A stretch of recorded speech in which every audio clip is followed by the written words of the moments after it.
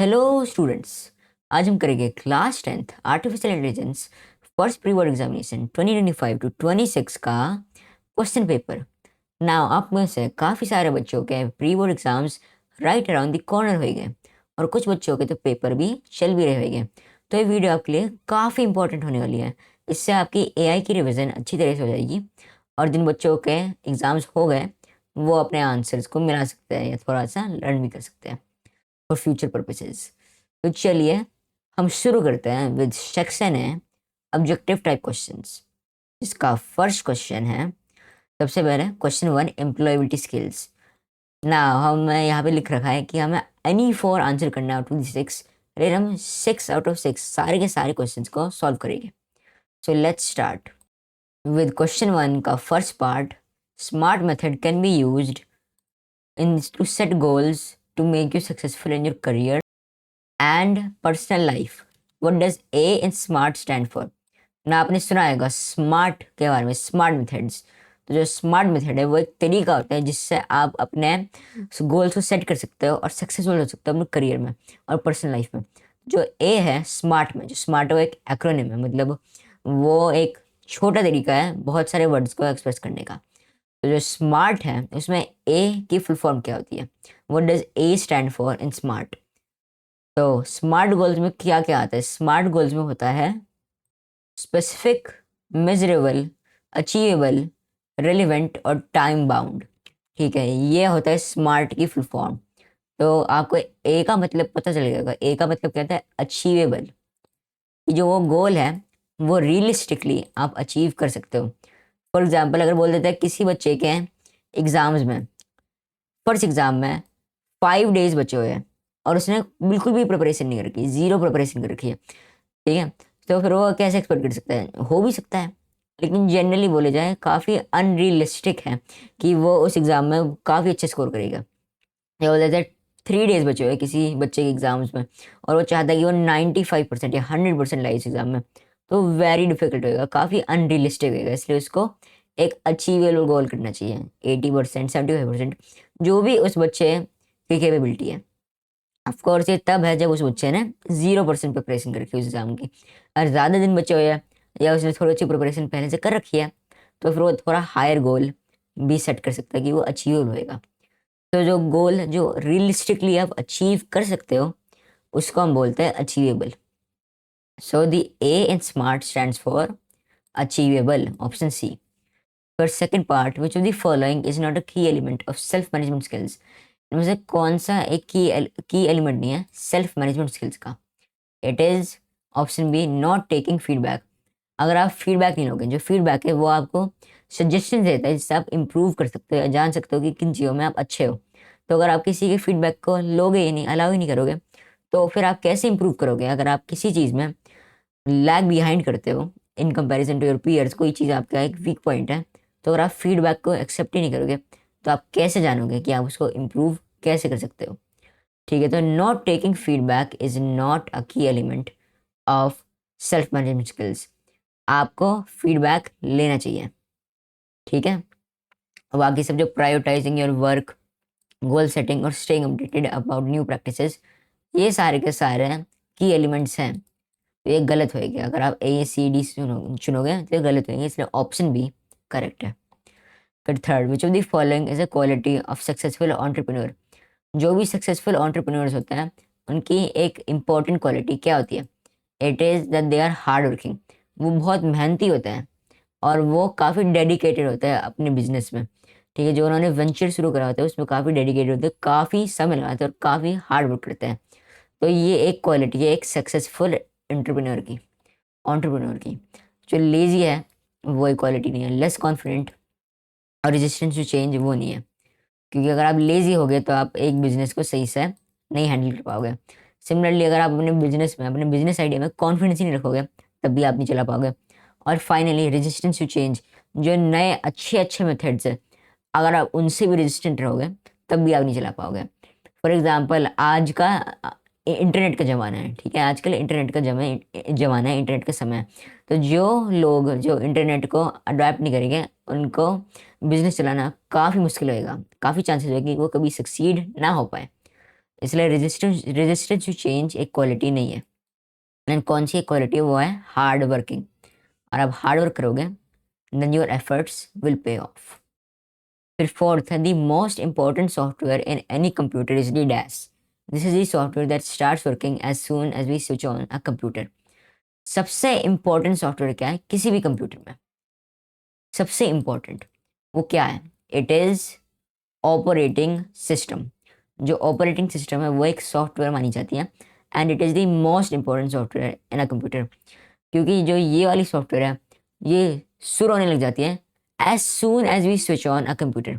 जब भी हम एक कंप्यूटर को स्टार्ट करते हैं, स्विच ऑन करते हैं, तब से ये सॉफ्टवेयर शुरू होने लग जाती है। और इससे ही जो भी चीज़ आप कंप्यूटर से कर सकते हो, चाहे वो वेब ब्राउजिंग हो, वर्ड डॉक्यूमेंट्स बनाना हो, गेम खेलना हो, मूवीज़ देखना हो, कुछ भी हो, वो सब कुछ आप ऑपरेटिंग सिस्टम की वजह से ही कर सकते हो। अगर ऑपरेटिंग सिस्टम नहीं होता तो ना कि आप वेब ब्राउज़र चला सकते हैं, ना कि आप ऑफिस सॉफ्टवेयर में काम कर सकते हैं, ना कि आप डिज़ाइनिंग सॉफ्टवेयर में वर्क कर सकते हैं। ये सारे यूजलेस हो जाते हैं क्योंकि आपका ऑपरेटिंग सॉफ्टवेयर ही नहीं होता इनको सपोर्ट करने के लिए। इसलिए जो ऑपरेटिंग सॉफ्टवेयर है जिसको हम ओएस भी बोलते हैं, ओएस, वो सबसे इम्पॉर्टेंट सॉफ्टवेयर है किसी भी कंप्यूटर में। सो जो ऑप्शन बी है ये करेक्ट होएगा। तो question number 5, which of the following types of communication take place when one individual addresses a large gathering? There are different types of communication. तो कौन सी टाइप की कम्युनिकेशन टेक प्लेस होती है जब कोई एक इंडिविजुअल एड्रेस करता है एक लार्ज गैदरिंग को? सबसे पहले रिटन कम्युनिकेशन तो नहीं हो सकता कि जो टाइप्स ऑफ कम्युनिकेशन होती है वो ओरल कम्युनिकेशन में होती है। ये जो रिटन कम्युनिकेशन है उसमें डिफरेंट टाइप्स नहीं होते हैं। इसलिए जो ऑप्शन ए है रिटन कम्युनिकेशन, ये बिल्कुल गलत हो जाएगा। फिर जो स्मॉल ग्रुप कम्युनिकेशन है ये भी नहीं हो सकता कि जो स्मॉल ग्रुप कम्युनिकेशन है उसमें जैसे नेम सजेस्ट करता है एक स्मॉल ग्रुप होता है। लेकिन यहाँ पे क्या पूछ रखा है, यहाँ पे पूछ रखा है ड्रेसेज अ लार्ज गैदरिंग, तो स्मॉल ग्रुप भी नहीं हो सकता। और फाइनली डी इंटरपर्सनल कम्युनिकेशन, ये भी गलत है।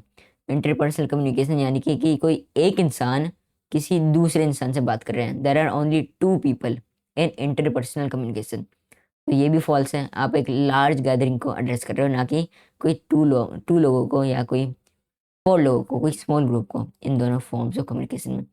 तो करेक्ट कौन सा है, वो होगा पब्लिक कम्युनिकेशन।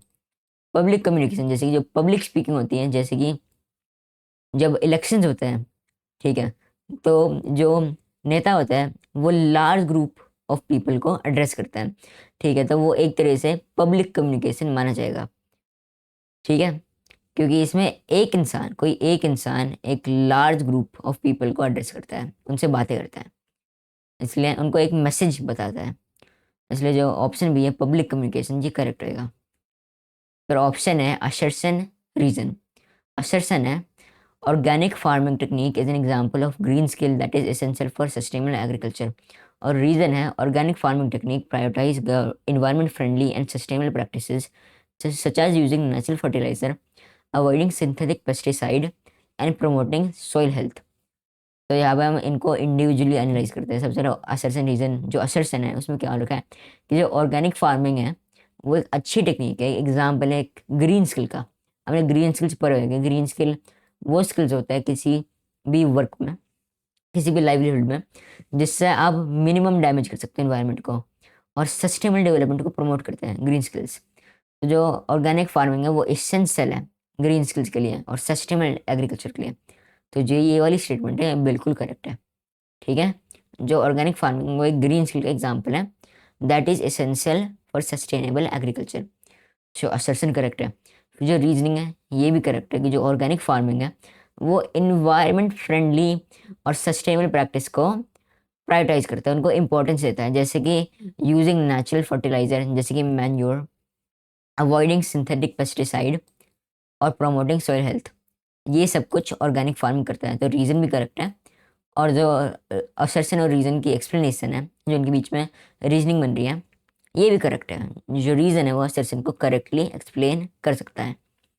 जैसे कि अगर आप बिकॉज लगा दोगे तो सब कुछ सेंस बनेगा। इसलिए जो ऑप्शन ए है both A and R are true and R is the correct explanation of A, ये करेक्ट होएगा। तो question 2, answer any 5 of the given 6 questions. अब ये किनका है ये किसका है, ये है एआई का। ठीक है, जो वो पहले वाले क्वेश्चन थे, पहले वाले एमसीक्यूज वो एम्प्लॉयबिलिटी स्किल्स के थे, अब ये एआई के रिलेटेड है। सो हमें एनी 5 आंसर करने के लिए हम वापस से ऑल 6 को आंसर करेंगे। तो फर्स्ट है, two popular examples of pocket assistants are dash and dash. जो पॉकेट असिस्टेंट्स होते हैं वो क्या होते हैं, वो असिस्टेंट्स होते हैं जो आप फ़ोन में चला सकते हो।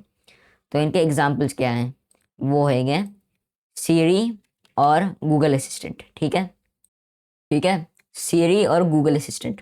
आपको गूगल के एंड में असिस्टेंट डालना इम्पोर्टेंट है, क्योंकि अगर आप बस गूगल लिखोगे तो कोई सोच सकता है कि आप सर्च इंजन की बात कर रहे हो, और वो एक पॉकेट असिस्टेंट नहीं माना जाएगा। लेकिन अगर आप गूगल असिस्टेंट लिखोगे तो वो ज़्यादा ईजिली समझ सकता है एग्जामिनर। ठीक है, जो आपके एग्ज़ाम की चेकिंग करेगा। इसलिए आपको लिखना है सीरी एंड गूगल असिस्टेंट। जो अलेक्सा है, well they are personal assistants, वो पॉकेट असिस्टेंट नहीं माना जाता, क्योंकि वो फ़ोन में अवेलेबल नहीं है।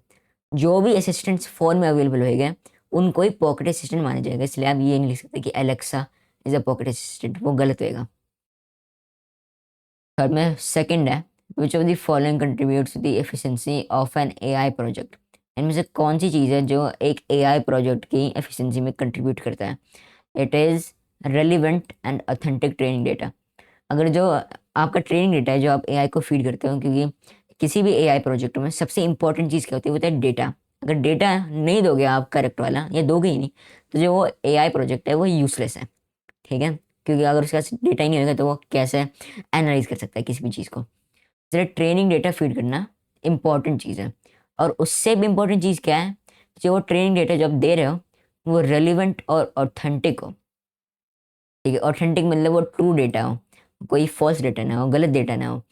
ठीक है, और रेलिवेंट निकालना हो कि जो पर्पस जिसके लिए आप एआई प्रोजेक्ट बनाना चाह रहे हो उससे ही रिलेटेड हो।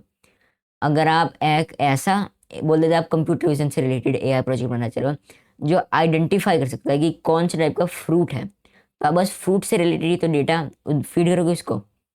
चाहे वो ऑरेंजेस में बनाना है उसको, आप वेजिटेबल्स थोड़ा दे सकते हैं, वो रेलिवेंट नहीं माना जाएगा, वो फालतू का डेटा होगा। इसलिए relevant and authentic training data contributes the efficiency of an AI project. जो हाई मॉडल कम्प्लेक्सिटी है ये नहीं दे सकता, क्योंकि जितना ज़्यादा कम्प्लेक्स होएगा उतना कम एफिशिएंट होएगा। जितना सिंपल हो सकता है model, as simple as possible, उतना बेटर है।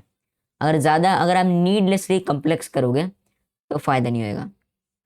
ठीक है, और लिमिटेड हार्डवेयर रिसोर्सेज या सी और डी, जो ये दोनों ऑप्शन है ये भी इनकरेक्ट है।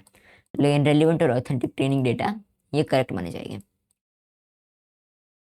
फिर 3 है, identify the incorrect statements from the following. AI models can be broadly categorised into 4 domains, ये फर्स्ट स्टेटमेंट है। सेकंड है, data science is one of the domain of AI model. Third है, price comparison websites are examples of data science. और fourth है, the information extracted through data science can be used to make decision about it. इनमें से correct statement कौन सी है? सबसे पहले, data science is one of the domains of AI model. ठीक है, जो डेटा साइंस है वो एक डोमेन ऑफ एआई मानी जाती है। इसको डेटा साइंस भी बोलते हैं, स्टैटिस्टिकल डेटा भी बोलते हैं, इन कुछ भी बोल सकते हैं इनको। लेकिन जो डेटा साइंस है ये एक डोमेन मानी जाती है। फिर नेक्स्ट है, price comparison websites are examples of data science. ये भी करेक्ट स्टेटमेंट है। जो प्राइस कंपैरिजन वेबसाइट्स है वो प्राइसेस को जो एक डेटा माना जाता है और उसके स्पेक्स को, जो भी प्रोडक्ट है उनको एनालाइज करते हैं। ये दोनों चीज़ें डेटा आनी चाहिए ताकि ये आपको बता सकें कि कौन सी ज़्यादा अच्छी डील है। इसलिए जो प्राइस कंपैरिजन वेबसाइट्स हैं वो भी डेटा साइंस की एग्जांपल है। और finally, the information extracted to data science can be use to make decision about it. ये भी बिल्कुल करेक्ट स्टेटमेंट है। जो डेटा साइंस है उसका पर्पस क्या है, वो है कि वो एनालाइज कर सके एक डेटा को, और उस एनालिसिस के बेसिस में वो एक डिसीजन बना सके कि क्या करना चाहिए और क्या नहीं करना चाहिए। इसलिए जो 2, 3 एंड 4 है ये तीनों की तीनों करेक्ट स्टेटमेंट्स हैं। तो इनमें से इनकरेक्ट स्टेटमेंट कौन सी है, वो है 1, AI models can be broadly categorised into 4 domains. ये जनरली गलत मानी जाती है, क्योंकि जो 4 डोमेन्स यहाँ पे बोल रखी है, यहाँ पे 4 डोमेन्स नहीं मानी जाएगी, यहाँ पे 3 डोमेन्स मानी जाएगी। क्योंकि एक है डेटा साइंस, ये स्टेटिस्टिकल डेटा, दूसरी है कंप्यूटर विजन, और तीसरी है एनएलपी, नेचुरल लैंग्वेज प्रोसेसिंग। हमें ये कैसे पता है? क्योंकि जो एआई मॉडल है वो 3 डोमेन्स में क्लासीफाई करनी चाहती है, क्लासीफाई की जाती है। मैं ये इसलिए बताया क्योंकि यहाँ पर डेटा साइंस का एग्जाम्पल दे रखा है, और किसी और चीज़ का एग्जाम्पल दिया होता है। फॉर एग्जाम्पल अगर यहाँ पे एग्जाम्पल दिया होता सेल्फ अवेयर एआई, तो उस कॉन्टेक्स्ट के बेसिस में ये करेक्ट हो सकती है, लेकिन फिर बाद में उसमें भी काफ़ी चीज़ें हो सकती हैं कि उनको डोमेन्स नहीं माना जाता। तो ये थोड़ा सा कम्प्लेक्स क्वेश्चन है, लेकिन जनरली स्पीकिंग जो ऑप्शन सी है ओनली ए वन करेक्ट इनकरेक्ट है, ये सही होएगा। Generally speaking in most cases 99% chance है कि यही करेक्ट हो। और इस वाले क्वेश्चन के बेसिस में तो ये करेक्ट है, ये करेक्ट चॉइस है, तो यहाँ पे हमें डेटा साइंस करने बोल रखा है, इसलिए ये तो करेक्ट 100% होगी। लेकिन थोड़ा सा आपको कॉन्टेक्स्ट के बेसिस में भी एनालाइज करना होता है क्वेश्चन को। अगर यहाँ पे डेटा साइंस, कंप्यूटर विजन और एनएलपी नहीं दिया होता, कुछ और दिया होता, तो जो ये वाली स्टेटमेंट है 4 डोमेन्स, ये करेक्ट हो सकती थी। प्लान में 4 है, during data acquisition feeding previous data into the machine is called. जब डेटा एक्विजिशन के दौरान हम प्रीवियस डेटा देते हैं एक मशीन को, एआई मशीन को, तो उसको क्या बोलते हैं? उसको बोलते हैं हम ट्रेनिंग डेटा। ठीक है, कि इस डेटा को आप यूज़ करते हो उस मशीन को ट्रेन करने के लिए, इसलिए इसको हम ट्रेनिंग डेटा बोलेंगे। फिर 5th है, regression is one of the type of supervised learning model where data is classified according to labels and data need not be continuous। ये स्टेटमेंट ट्रू है या फॉल्स? ये है फॉल्स स्टेटमेंट। ठीक है, this is a false statement. क्यों? क्योंकि यहाँ तक तो regression is one of the type of supervised learning models, यहाँ तक ये स्टेटमेंट बिल्कुल ट्रू है। ठीक है, यहाँ तक ये स्टेटमेंट बिल्कुल ट्रू है, क्योंकि जो सुपरवाइज लर्निंग मॉडल्स होता है उसमें 2 फर्दर सब टाइप्स होते हैं, वो होते हैं क्लासिफिकेशन मॉडल्स और रिग्रेशन मॉडल्स। तो यहाँ तक ये करेक्ट है। लेकिन लेकिन जो यहाँ से लेकर यहाँ तक है, where data is classified according to predefined according to labels and data need not be continuous, ये गलत है। क्योंकि जो ऐसे टाइप का मॉडल होता है इसको हम बोलते हैं क्लासिफिकेशन मॉडल। जो ये डेफिनेशन दे रखी है ये क्लासिफिकेशन मॉडल की है, लेकिन ये रिग्रेशन मॉडल की नहीं है। रिग्रेशन मॉडल में डेटा को कंटिन्यूस होना जरूरी है, लेकिन यहाँ पर नीड नॉट बोल रखा है, इसलिए ये फॉल्स स्टेटमेंट मान जाएगी। फिर question number 6, which of the following is defined as the measure of balance between precision and recall. ये काफ़ी इजी क्वेश्चन है, ये है F1 स्कोर, इसको बोलते हैं balance between precision and recall. Precision.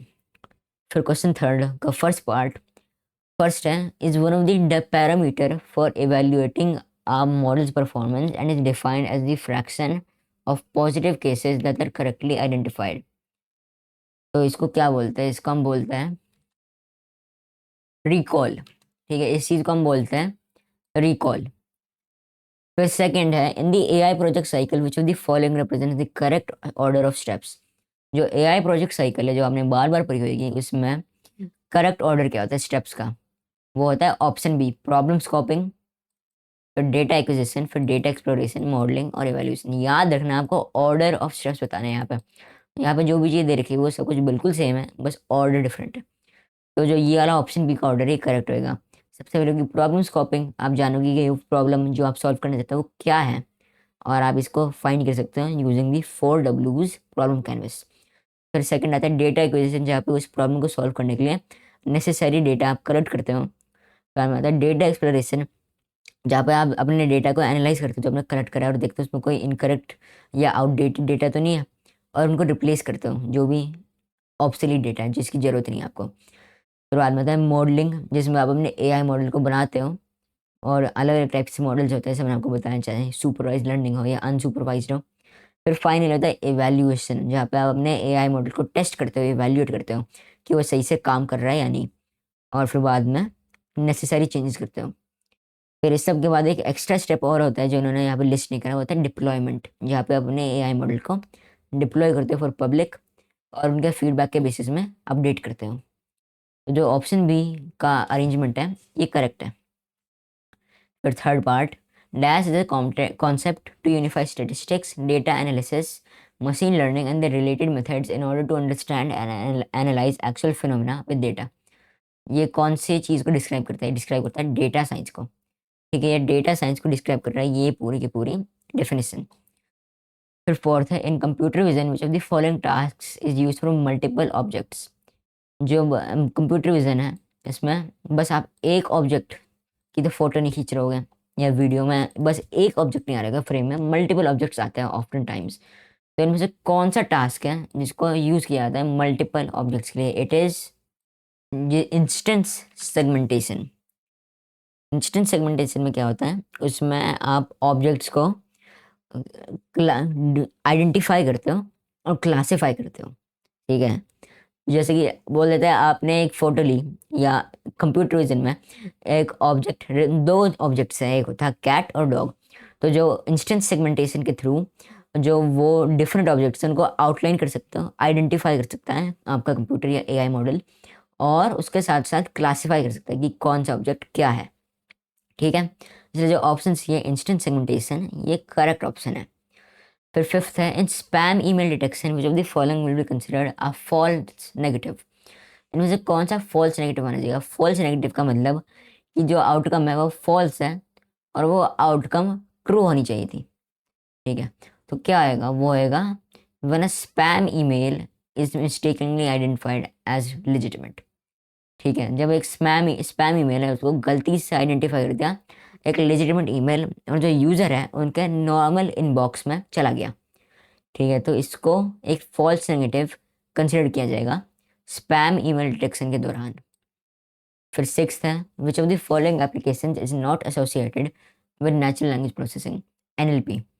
इसका करेक्ट ऑप्शन है डी, ये एसोसिएट नहीं किया जाता है। स्टॉक मार्केट को एनालाइज करने के लिए क्या चीज़, कौन सी एआई डोमेन को हम यूज़ करते हैं? वो हम करते हैं डेटा साइंस या स्टेटिस्टिकल डेटा, हम उसको यूज़ करते हैं when we analyse stock market.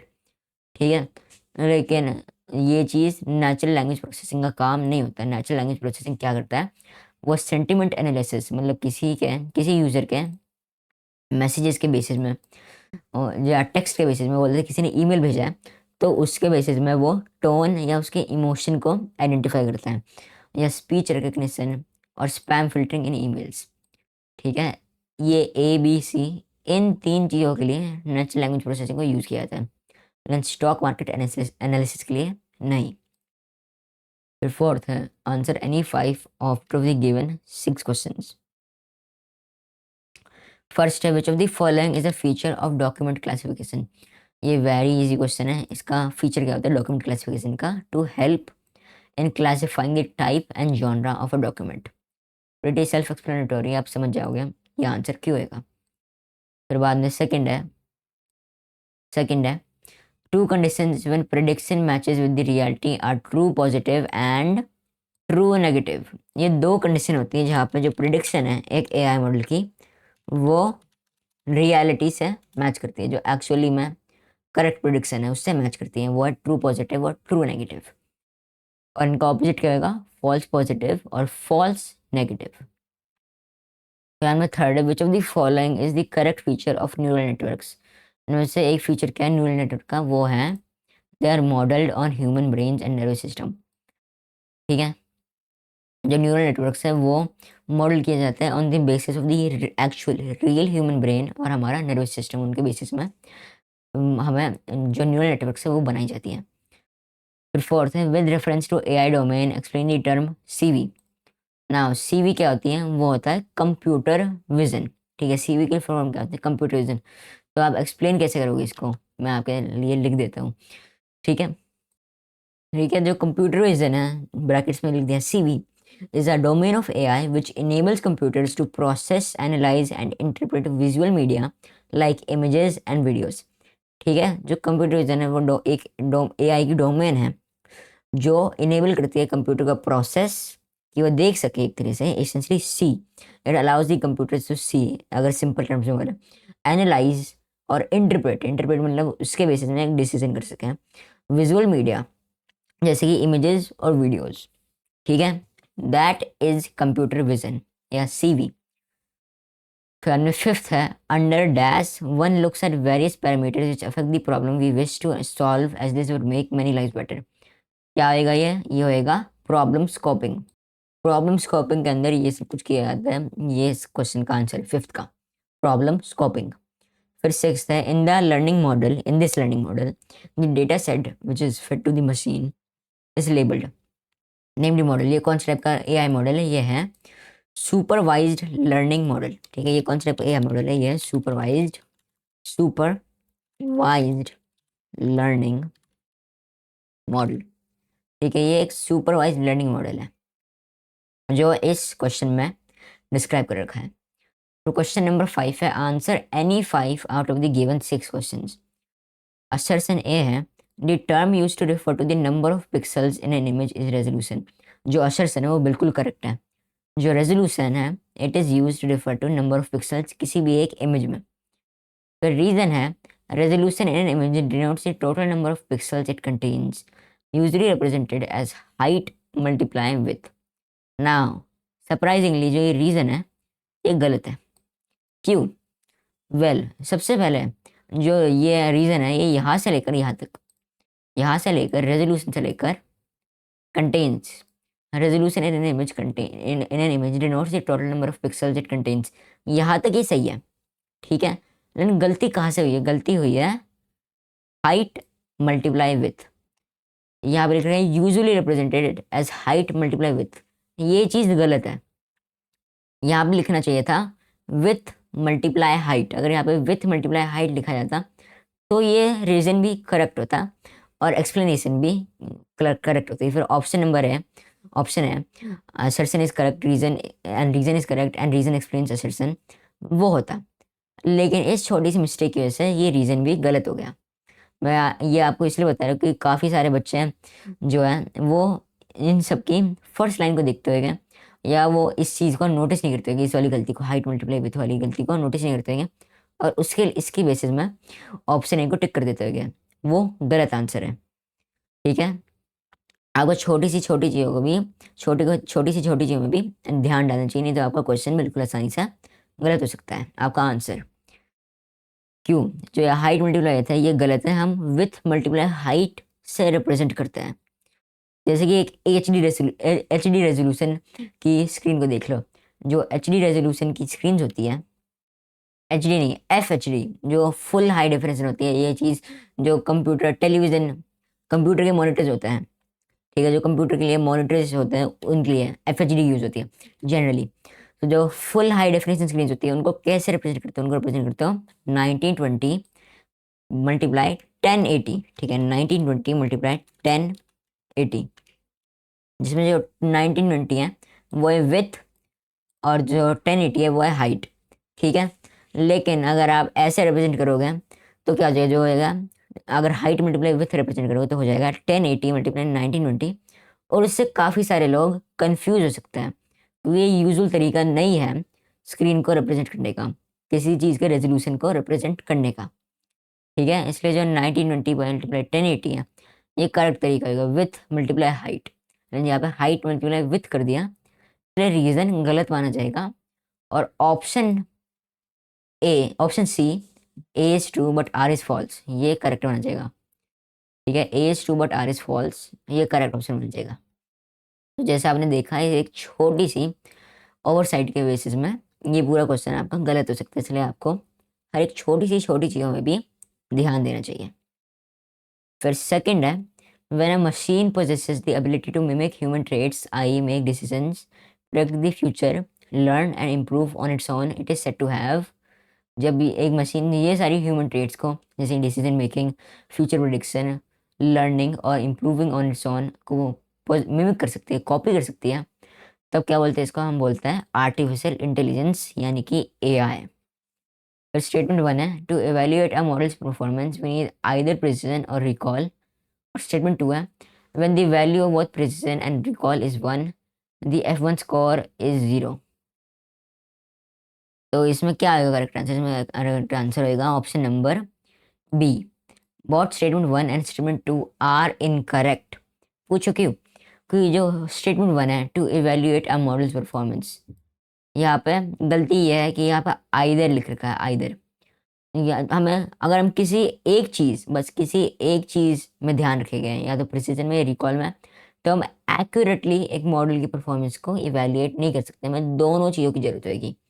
जब हमारे पास दोनों चीज़ों की, प्रिसीजन भी और रिकॉल भी, तभी हम एक एक्यूरेट तरीके से किसी मॉडल की परफॉर्मेंस को इवैल्यूएट कर सकते हैं। नहीं तो हम सच्चाई नहीं जान सकते कि एक मॉडल अच्छी तरह से प्रेडिक्ट कर पा रहा है या नहीं। इसलिए स्टेटमेंट 1 गलत मानी जाएगी, क्योंकि यहाँ पे आइदर लिख रखा है। अगर बोथ लिखा होता we need both precision and recall, अगर यहाँ पे बोथ प्रिसिजन एंड रिकॉल लिखा होता तब ये करेक्ट होती स्टेटमेंट 1, लेकिन आइदर और की वजह से ये गलत हो गया। फिर statement 2, when the value of both precision and recall is 1 the F1 score is 0। ये भी गलत है। जब both precision and recall is 1 तब F1 स्कोर की वैल्यू क्या होती है? तब होती है वो भी 1, तब वो भी होएगी 1।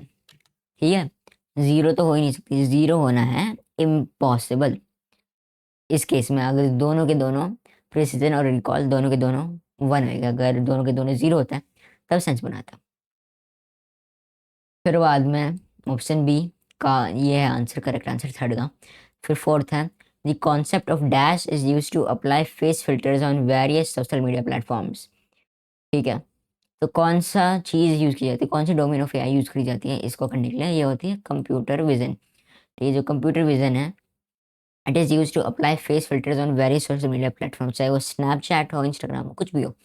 आपको कंप्यूटर विजन की जरूरत है कि तभी फेस फिल्टर्स अप्लाई हो सकते हैं।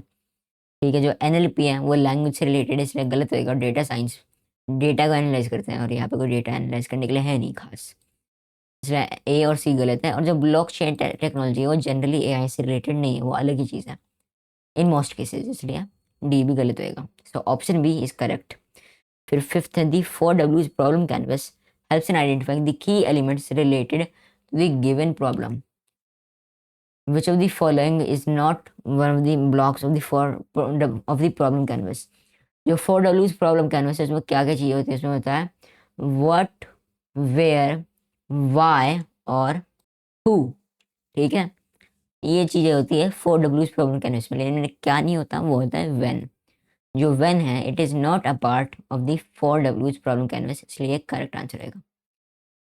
फिर में final question subjective type objective type questions का, एमसीक्यूज का। Which domain of AI is used for interacting with virtual assistants such as Siri and Alexa? इनमें से कौन सी डोमेन ऑफ एआई है जिसको हम यूज़ करते हैं to interact with virtual assistant, जैसे कि सीरी और एलेक्सा? क्या चीज़ यूज़ करते हैं हम? We use natural language processing या एनएलपी। जो एनएलपी है हम उस चीज़ को यूज़ करते हैं वर्चुअल असिस्टेंट के साथ, जैसे कि सीरी या एलेक्सा, उनके साथ इंटरैक्ट करने के लिए।